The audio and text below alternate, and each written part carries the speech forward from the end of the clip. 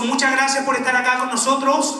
Estamos cantando grandes canciones chilenas, éxitos que todos conocemos. Hemos cantado en karaokes y estamos muy orgullosos porque cada canción es de un artista chileno. Y queremos cambiar el contexto porque hay una canción muy bella que habla sobre la partida de nuestros seres queridos. Es un proceso que toda persona tiene que vivir. Es doloroso, pero sabemos que las personas que han fallecido nunca mueren si no las olvidamos. Así que vamos a cantar con mucho cariño esta canción icónica de mi querida amiga Miriam Hernández para ustedes. Se me fue, con mucho cariño.